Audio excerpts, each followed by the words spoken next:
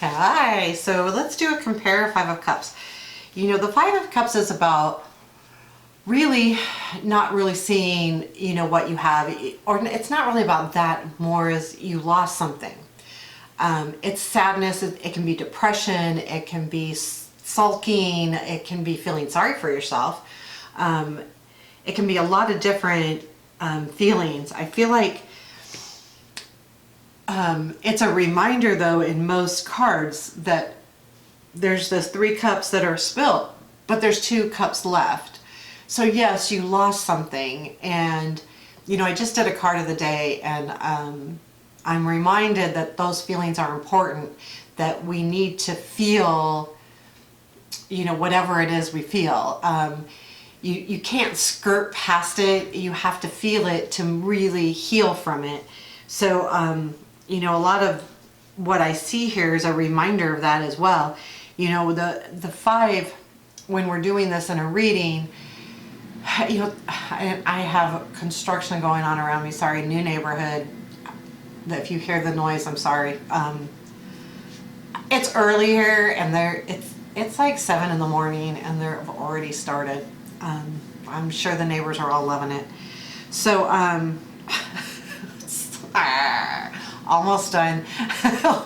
There's one house that just was framed, so that one house will take a little bit, but the house they're actually working on right now is almost to the point where it won't be so noisy. So if we look at I will tell you, the Starman has a beautiful art. I love the art, but I like art. I have a little harder time reading it. Keep in mind that the lighting in here is really weird, because if I have light shining directly where I can see it, you can't, the video sucks. So, and I have struggled with looking at these. I will say, I see the red coming out of the cups that are over, but there's gold in the ones that are standing up. And the 3 cups, there's one at the top, one here, that's all being spilled, but then there's the 2 with the gold in them. And if you look, there's one where the gold is really starting to shine, and the other one's like starting, just beginning. And I think that that's the premise of the card. Also, there's an eyeball at the top, or it looks like an eyeball anyway. It is.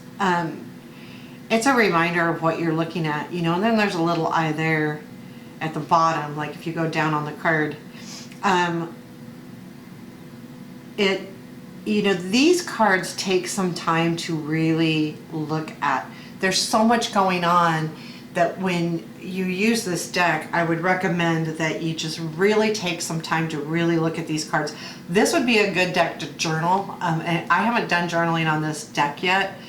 I think when I got this, there was just a lot going on in the world, and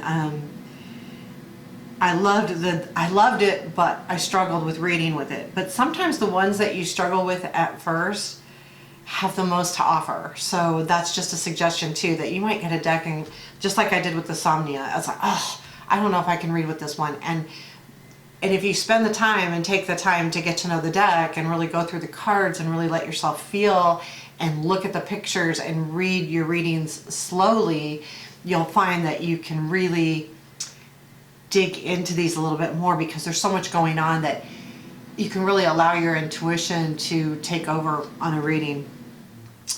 But I do see a lot. It's like, what are you focused on? With the big eye, is he focused on the red cups going, and the little eye sees the other cups coming to life. Again, it's about focus.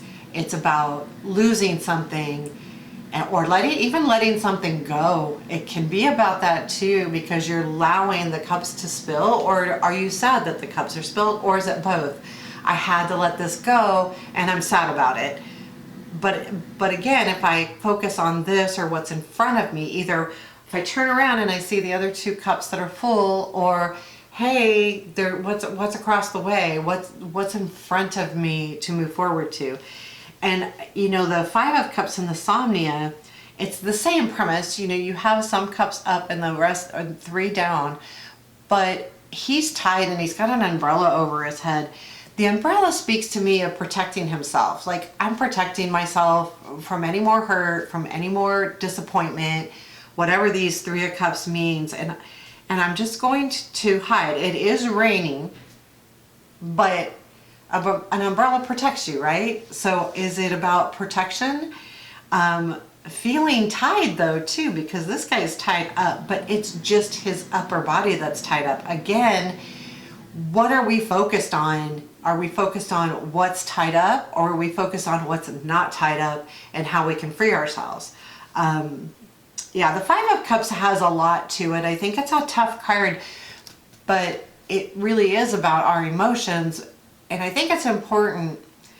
I don't know why. I really feel this strongly these days. I think it's important that people don't try to bypass the down feeling too quickly, because sometimes when we're in that position, now don't get me wrong, I don't think it's good to stay in a depressed state, but to be sad or to miss something or to be disappointed, understand that feeling before moving on. Don't try to just pass it by and pretend it's not there. It's there. Feel it, understand it as best you can. And if you can't, that's fine, but at least know that, right? The Five of Cups in the Barbieri, it doesn't ring anything with me specifically. I almost feel like it's attitude a little bit, like, yeah, you know, things aren't the best, but I've got attitude, and I'm not going to worry about it. I'm going to read it in the little booklet, because I don't feel anything from it. And that's, honestly, that's when I will look up things. If like I'm not getting anything, when I'm looking at it, I'll look and say, oh, okay, that makes sense. Do you really want to do this? You are willing to risk your life because you think I'm yours for the asking, or worse, for the taking. You are mistaken. What's mine is mine, and I'm not sharing. You'll find no comfort here. So it's kind of like the opposite, like saying you want comfort. Well, I'm not giving you comfort unless you give me comfort. And I kind of like that, actually, the more I think about it.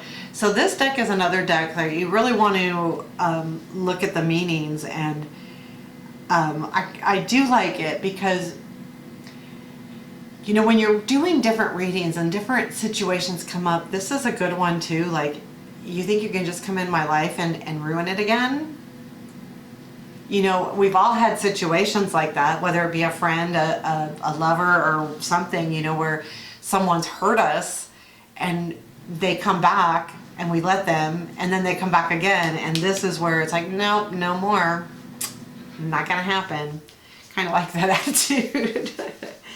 And this Five of Cups, this fountain deck too, like I don't read with it very often. Again, it's something that I really need to dig into a little bit more.